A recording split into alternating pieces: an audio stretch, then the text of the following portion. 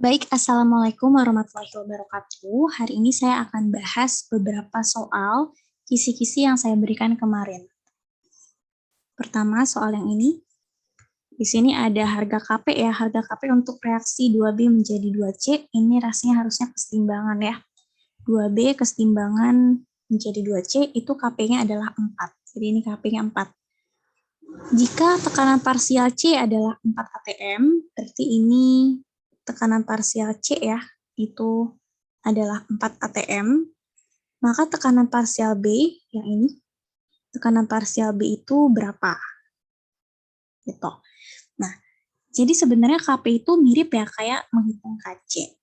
Tetapi kan kalau KC yang dimasukkan adalah konsentrasi. Misalnya nih KC dari reaksi A gas ya, plus B gas menjadi C aquos plus D solid gitu ya misalnya.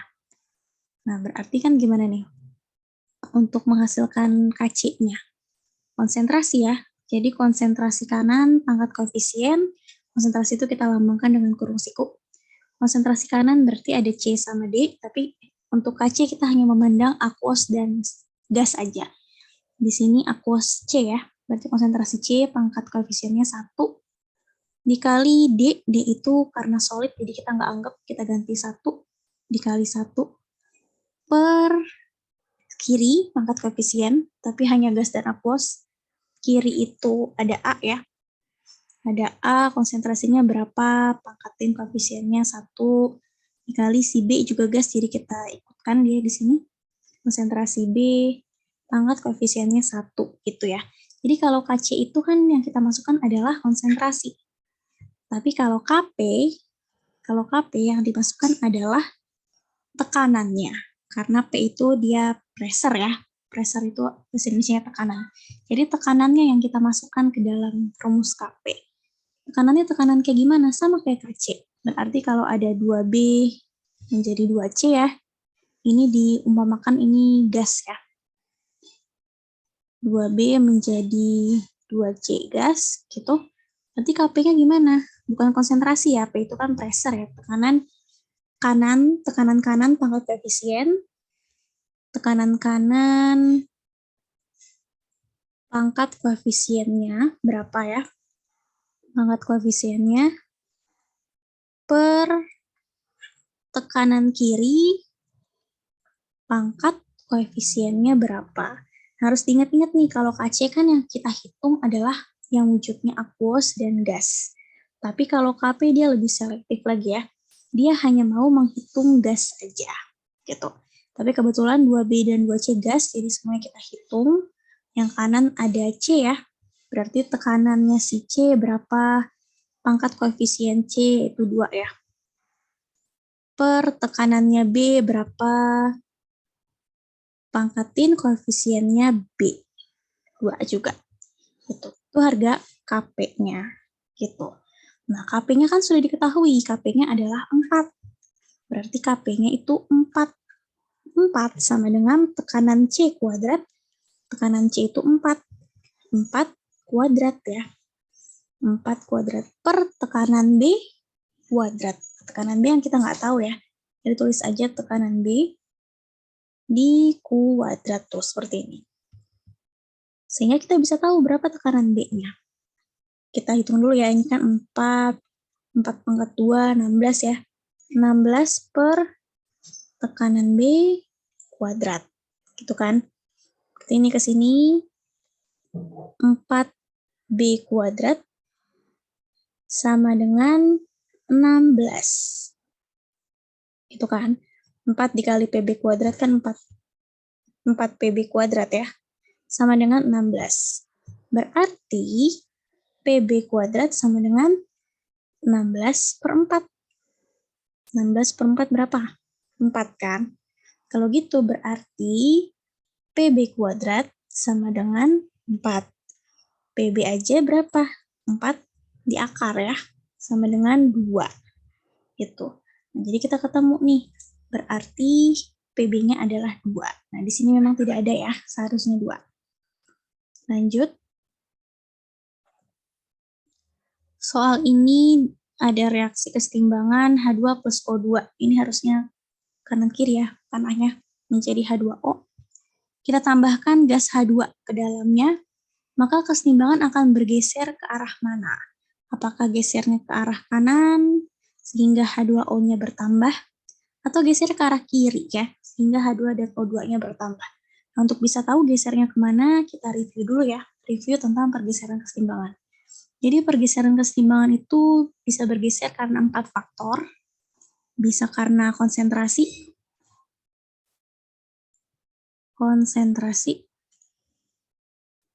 ya, bisa juga karena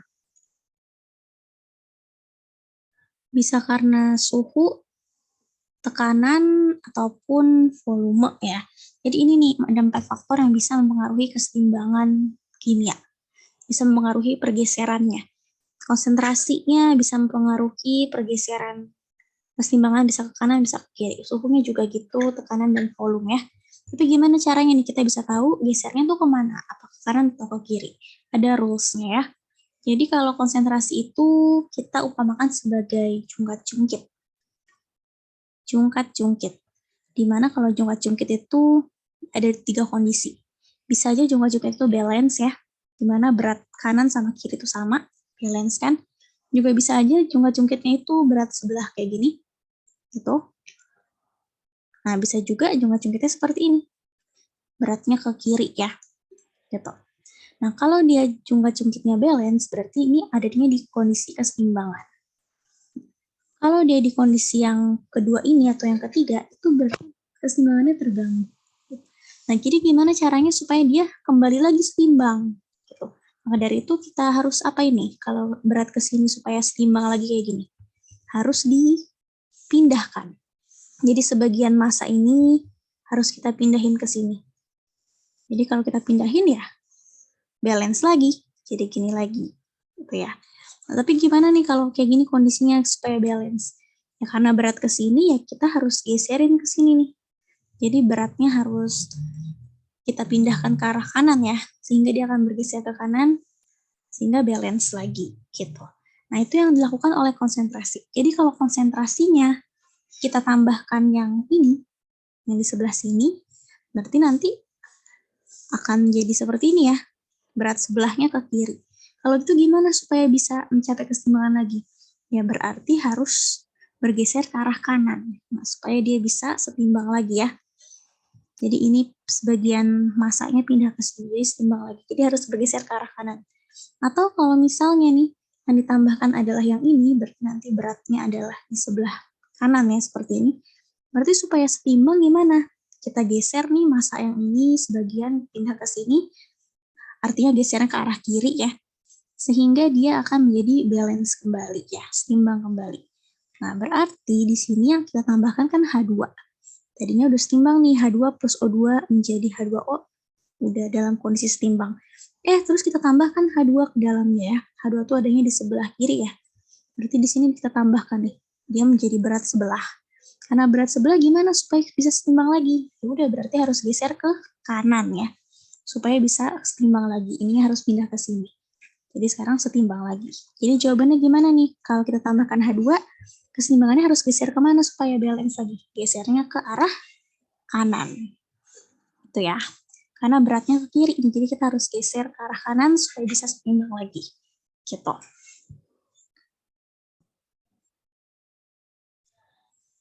Ya, kemudian selain konsentrasi ada juga yang mempengaruhi keseimbangan, yaitu salah satunya tekanan ya. Nah, tekanan ini gimana nih pengaruhnya ke pergeseran keseimbangan?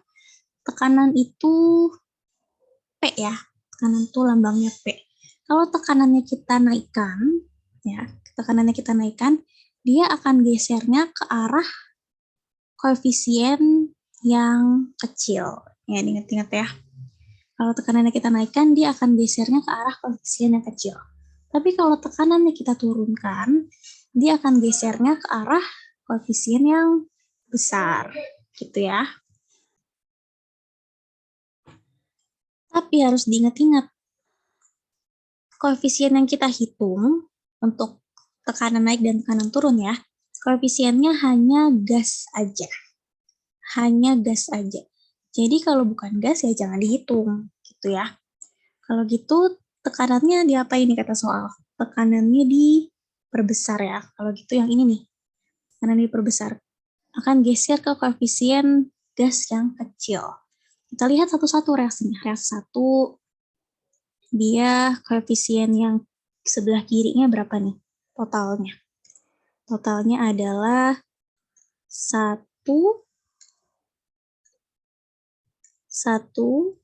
tambah 1 ya. Berarti di sebelah kiri totalnya 2. Di sebelah kanan totalnya adalah 1. Koefisien yang kecil yang mana? Yang kanan ya. Berarti untuk yang reaksi 1, gesernya ke arah kanan. Reaksi yang kedua gesernya kemana nih? Yang kedua, kita hapus dulu sebentar. Ini yang kiri itu 4 ya. Oh sorry, bukan 4. Ini solid. Solid nggak kita hitung. Berarti kita hitungnya ya guys aja ya. Yang ini. Yang kiri 2, yang kanan 2. Oh kalau sama-sama 2, nggak ada yang lebih kecil ya. Kalau gitu keseimbangannya nggak bergeser. Tidak bergeser. Jadi kalau misalnya nggak ada yang lebih besar atau lebih kecil, dia keseimbangannya tidak bergeser gitu ya. Untuk reaksi ketiga, itu di sebelah kiri 2 tambah 1 ya, 3. Di sebelah kanan 2, berarti dia gesernya ke koefisien kecil, karena tekanan naik kan, berarti gesernya ke kanan, karena koefisien kecilnya ada di kanan. Kanan 2, kiri 3 gitu ya, jadi yang lebih kecil yang kanan, geser ke kanan. Untuk reaksi 4, koefisien kirinya 2, koefisien kanannya 1 tambah 3, 4 ya. Berarti koefisien kecilnya ke kiri ya, gesernya. Nah, dia maunya selain tekanannya itu kita perbesar ya, artinya dia ke arah koefisien kecil, harus juga memperbesar produk. Memperbesar produk itu artinya produknya itu harus lebih besar ya, harus lebih besar. Nah, gimana caranya supaya produknya lebih besar ya? Harus gesernya ke arah produk, gitu ya. Harus gesernya ke arah produk. Berarti produk itu yang mana sih? Produk itu yang ada di sebelah kanan. Ini produk, ini produk, ini produk. Tuh. Jadi harus geser ke arah produk gitu ya. Baru dia produknya akan banyak. Kalau gitu berarti harus geser ke arah kanan, gitu jawabannya. Ini geser ke kanan jawabannya. Ini ke kanan jawabannya ya. Berarti yang jawabannya adalah 1 dan 3. Gitu. Jadi diingat-ingat lagi, tekanan diperbesar artinya ke arah koefisien gas yang kecil ya. Koefisien gas yang kecil, kita cek mana yang arahnya itu ke koefisien gas yang kecil. Selain itu dia juga ke arah yang memperbesar produk ya. Berarti ke arah produk tuh. Produk itu ke arah kanan. Jadi cari nih reaksi mana yang ke arah koefisien kecil juga ke arah kanan, itu jawabannya. Tadi kita udah cek 1 dan 3 ya. Sama-sama ke kanan dan sama-sama ke arah produk gitu.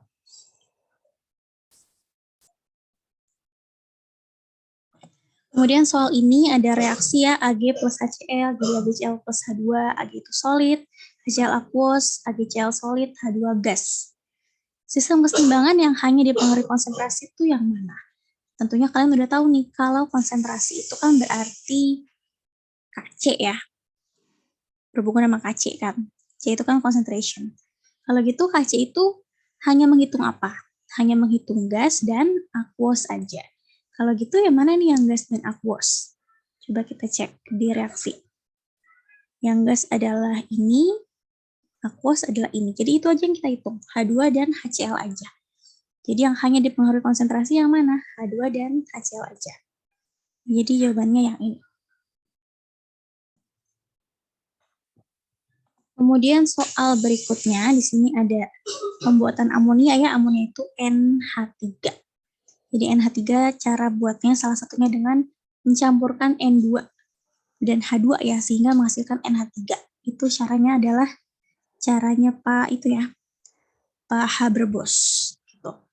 Jadi gimana nih caranya kita mencampur N2 dan H2 supaya produknya itu dihasilkannya sebanyak-banyaknya gitu ya. Sebaiknya dikerjakan pada kondisi apa supaya produknya alias ini ya, produk itu kan yang sebelah kanan ya. Ini di sebelah kanan ada NH3. Produknya itu berarti harus banyak-banyaknya, artinya harus geser ke arah NH3 ya. Dia maunya ke arah kanan. Kan produk itu di sebelah kanan ya. Gimana caranya supaya reaksinya itu bisa bergeser ke arah produk ya, alias ke arah kanan. Kita cek satu-satu, mana nih yang gesernya ke arah kanan.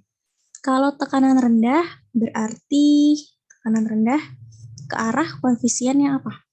Ke arah koefisien yang besar ya, karena berbanding terbalik kan antara tekanan sama koefisien. Kalau tekanan rendah, itu gesernya ke arah koefisien besar. Tapi ingat ya, hanya gas aja. Jadi di sini di sebelah kiri itu koefisiennya totalnya berapa tuh? 1 tambah 3 ya, 4. Sedangkan di sebelah kanan 2. Kalau dia tekanannya direndahkan ya, tekanannya diperkecil, akan arahnya ke koefisien besar, berarti arahnya ke kiri dong. Karena kan koefisien besarnya ke arah kiri ya. Ini lebih besar nih kiri. Gesernya ke kiri. Padahal kita maunya gesernya ke kanan. Kalau gitu ini bukan jawabannya. Temperatur tinggi. Nah, ini belum tadi ya saya beritahu ya. Temperatur tinggi itu suhu ya. Suhu itu salah satu yang mempengaruhi kesetimbangan. Kalau suhunya itu kita naikkan, itu akan kesetimbangannya akan bergeser ke arah endotherm ya. Endotherm itu yang delta H-nya positif. Kalau suhunya kita turunkan, dia gesernya ke arah exo. Atau delta H-nya negatif gitu ya. Itu keyword yang harus kalian tahu. Di sini temperaturnya kita tinggikan ya. Berarti kan di kondisi pertama nih, suhunya kita naikkan ya. Akan gesernya ke arah endo. Kita lihat nih reaksi kita ini, reaksi NH3 ini, exo atau endo. Kita lihat delta H-nya. Delta H-nya adalah minus di sini ya. Minus. Kalau minus ya berarti kan exo. Kalau temperaturnya kita tinggikan ke arah endo. Padahal ini reaksinya exo ya. Kalau gitu berarti bukan ke arah kanan. Karena ke arah kanan itu adalah reaksinya exo. Tentu saja kalau suhunya naik ke arah endo bukan ke arah kanan. Jadi ke arah kiri gitu ya. Kenapa ke arah kiri? Karena ke arah kanan tuh reaksinya exo. Padahal kita maunya endo ya. Suhu naik kan ke arah endo. Maka reaksinya harus berbaliknya ke sebaliknya. Ke arah kiri itu baru endo tuh. Itu. Padahal kita maunya gesernya tuh ke kanan ya, bukan ke kiri. Maka dari itu temperatur tinggi juga bukan jawabannya. Karena temperatur tinggi dia juga gesernya ke kiri juga ya. Tekanan rendah tadi juga ke kiri. Kita cari lagi temperatur tinggi, berarti kan bukan jawabannya ya. Tekanan rendah juga bukan jawabannya. Temperatur tinggi bukan jawabannya. Tekanan rendah nggak ada lagi ya. Oke, berarti sisanya hanya yang ini aja. Itu jawabannya. Temperatur rendah dan tekanan tinggi. Nah, benar nggak nih temperatur rendah geser ke kanan? Temperatur rendah berarti kan dia gesernya ke arah exo ya, ke arah delta H negatif. Dan betul, ini kan ke arah exo. Jadi dia akan gesernya ke kanan. Betul, kanan. Tekanan tinggi berarti ke arah koefisien yang kecil ya. Ke arah koefisien yang kecil. Koefisien kecil berarti yang mana tuh? Yang kiri atau yang kanan? Yang kanan ya. Berarti dia juga bergesernya ke kanan. Dan kita memang maunya produknya itu banyak ya, berarti harus geser ke kanan. Nah, sesuai dengan kondisi temperatur rendah dan tekanan tinggi. Jadi jawabannya adalah yang E. Ya, kemudian ke soal laju reaksi ya. Seperti nomor ini, yang dicari adalah tingkat atau orde totalnya berapa. Nah, kalau orde total tuh artinya orde X kita tambahin nanti sama orde Y gitu ya. Orde X berapa misalnya 1, orde Y misalnya 2 ya, berarti orde totalnya adalah 1 tambah 2 yaitu 3 gitu ya. Jadi kita harus cari dulu nih berapa orde X dan berapa orde Y, baru kita tahu nanti berapa orde totalnya. Caranya gimana mencari orde? Kita cari dulu persamaan reaksinya ya yang awal, dan jangan lupa persamaan laju reaksi itu hanya reaktannya aja yang kita tulis. Jadi V sama dengan K, reaktan itu ada AgNO3 dan NaCl ya. AgNO3 itu ya, pangkat ordenya X, dan NaCl pangkat orde Y. Gitu ya, ini persamaan laju reaksinya. Berapa X dan berapa Y kita bisa cari ya, pakai cara yang sudah kita pelajari sebelumnya. Yang pertama kita cari X dulu. Kalau kita mau cari X berarti yang kita tutup adalah AgNO3. Jadi saya tutup dulu nih AgNO3. Lalu cari sebelahnya yang sama. Yang sama adalah yang ini ya, 3 ini. Tapi kita pilih 2 aja untuk dibandingkan. Misalnya saya pilih yang ini dengan yang ini ya, 1 dan 2. Kalau gitu berarti V1 per V2 sama dengan K dikali sama itu ya, persamaannya tadi kita sudah tulis. AgNO3 pangkat X NaCl pangkat Y itu per K dikali AgNO3 pangkat X NaCl pangkat Y gitu ya. Tapi permasalahannya adalah V-nya itu nggak ada. V itu kan artinya laju reaksi. Di sini adanya waktu, nggak ada data laju reaksi. Tapi nggak perlu khawatir karena laju reaksi dan waktu itu berbanding terbalik ya. Jadi kalau V1 per V2 itu akan sama dengan waktu 2, kita balik. Waktu 2 per waktu 1. Gitu ya, karena berbanding terbalik. Ini kan V1 per V2. Berarti sama dengan waktu 2 per waktu 1 yang kita balik. Lalu K-nya dicoret, kita masukkan konsentrasi AgNO3 ya, yang ada di percobaan 1, itu 0,4 pangkat X, lalu NaCl yang ada di percobaan 1, 0,1 pangkat Y, per AgNO3 yang ada di percobaan 2, 0,8 ya, 0,8 pangkat X, NaCl yang ada di percobaan 2 itu 0,1 ya, 0,1 pangkat Y. Itu sama dengan waktu 2 per waktu 1. Waktu 2 itu 78, waktu 1-nya itu 156 ya. Gini, kita coret yang sama alias yang ini, lalu disederhanakan sampai yang paling kecil. Ini 0,4 dan 0,8 kita majukan satu kali ya, menjadi 4/8 pangkat X, pangkat X kan ini. Lalu 78 per 156 kita juga sederhanakan, masing-masing kita bagi 78 ya. Atas dibagi 78, bawah dibagi 78, sehingga menghasilkan 1/2. 4/8 kan bisa dikecilin lagi. Dibagi 4 ya masing-masing. Atas bagi 4, 4 bagi 4, 1, 8 bagi 4, 2 ya. Jadi setengah pangkat X, jadi 4/8 kita kecilin jadi setengah. Setengah pangkat X sama dengan setengah. Kalau gitu setengah pangkat berapa nih supaya setengah? Tentu saja pangkat 1 ya. Jadi X-nya adalah 1. Ketemu nih, X-nya adalah 1. Sekarang kita mencari Y. Kalau kita mau cari Y, berarti yang ini ya. Yang kita tutup adalah NaCl. Saya tutup nih NaCl-nya nih. Tutup. Cari sebelahnya yang sama.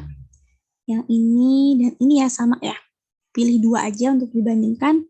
Misalnya saya mau pakai yang ini aja. 4 dan 5 ya. 4 dan 5.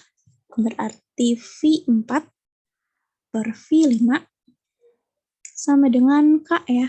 Kita tulis nih persamaannya.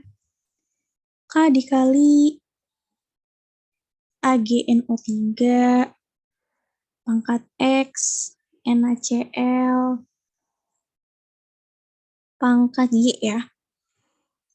Per K dikali AgNO3 pangkat X NaCl pangkat Y gitu dulu kan pertama. Kita masukkan tuh, karena V4 per V5 itu nggak ada, kayak tadi. Jadi kita pakainya waktu tapi dibalik. Jadi waktu 5 per waktu 4. Waktu 5 itu 156. Waktu 4 adalah 156 juga ya. Ini waktu 5, ini waktu 4. Waktu 5, 156. Waktu 4, 156. Harus dibalik ya.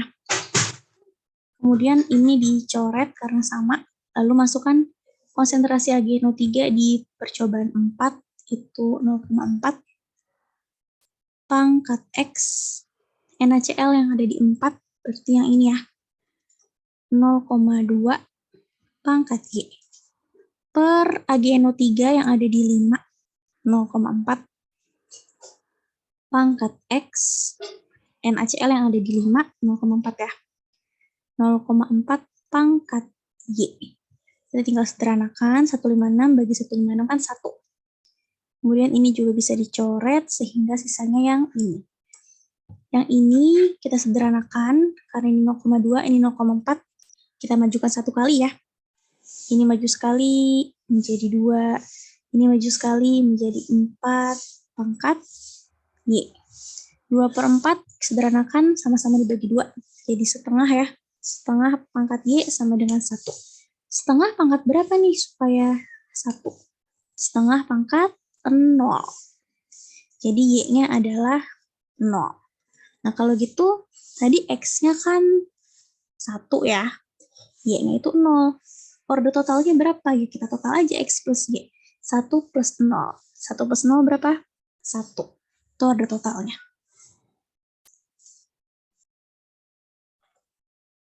Lanjut ke nomor ini. Ini masih laju reaksi ya tentang faktor. Jadi ada 15 ya. 1, 2, 3, 4, 5. Dimana 15 ini percobaannya, perlakuan itu beda-beda ya. Di gelas pertama itu suhunya, gelas ini tuh larutannya di suhu 27 derajat Celcius. Yang ada di gelas adalah HCl, kekentalannya 2M ya.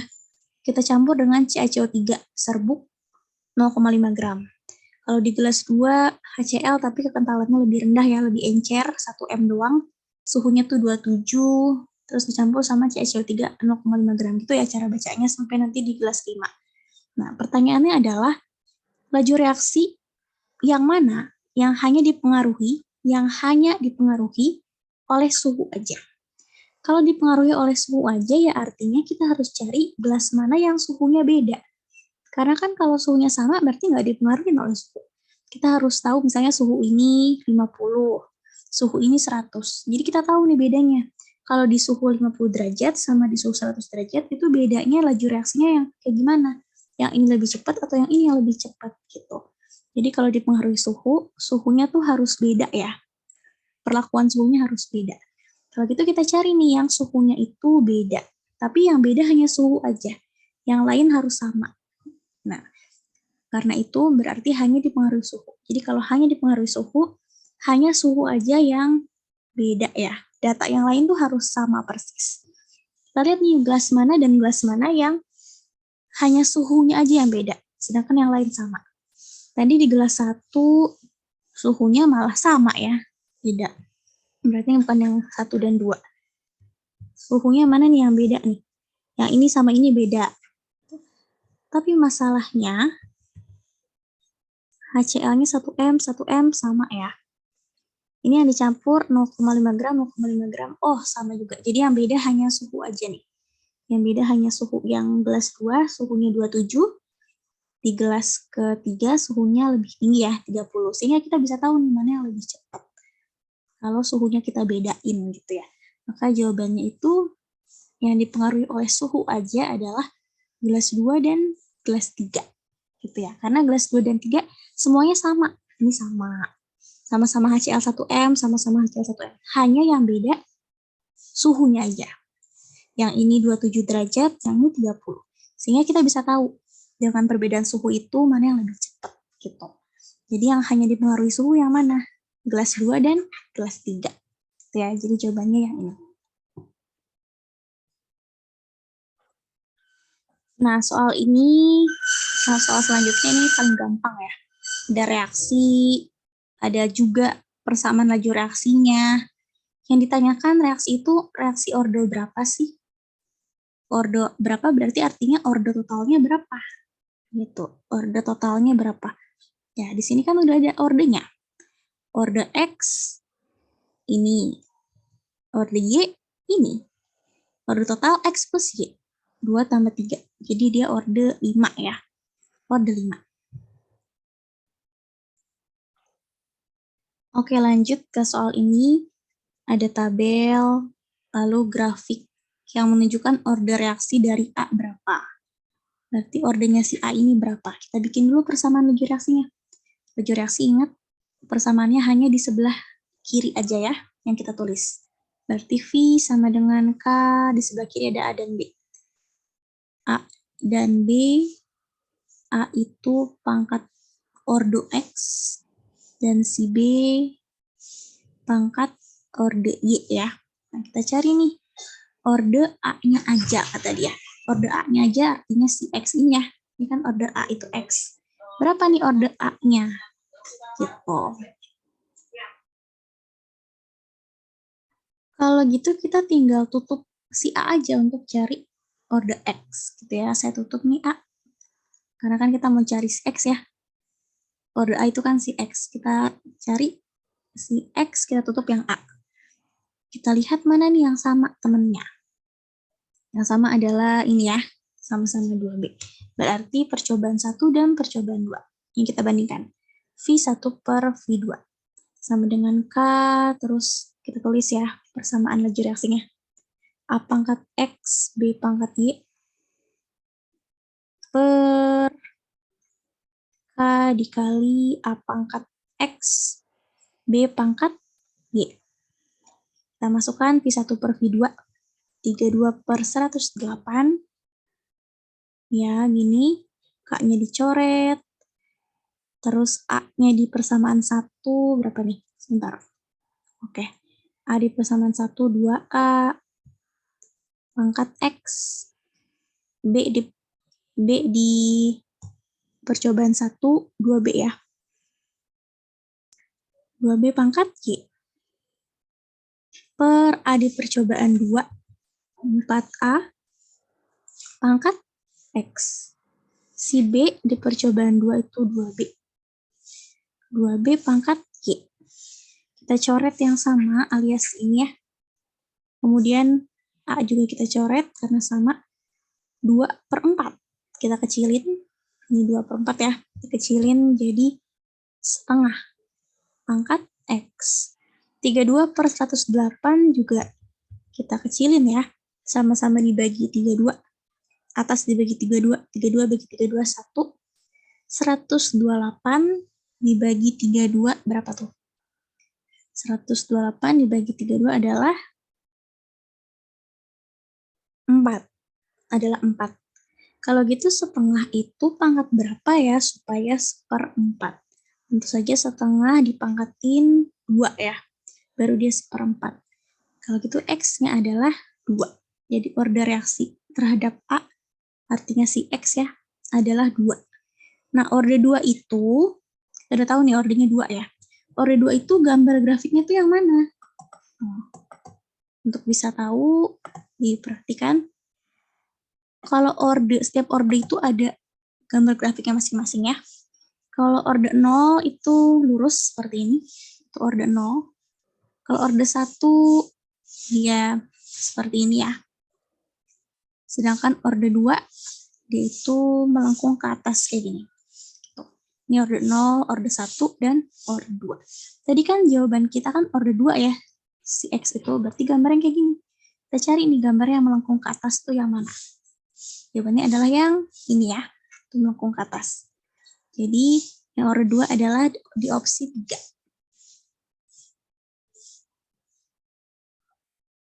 Next, soal terakhir.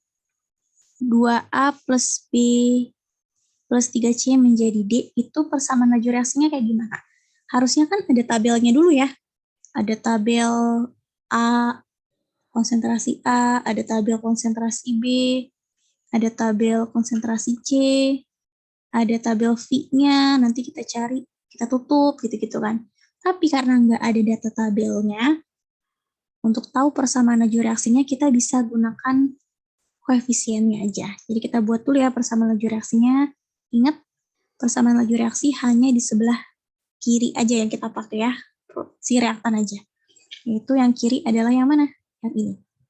Jadi V sama dengan K, ada A, B, sama C ya. A pangkat orde X, B pangkat orde Y, Dan C pangkat orde Z gitu. Ini persamaan laju reaksinya. X, Y, Z kan biasanya kita cari dengan tabel ya, tapi karena nggak ada tabel, diganti koefisiennya aja. Berarti V sama dengan K, A pangkat orde X, artinya koefisien A ya. Koefisien A berapa tuh? Koefisien A adalah ini, 2. Berarti A pangkat 2. Lalu konsentrasi B pangkat Y, berarti koefisien B ya, 1 pangkat 1.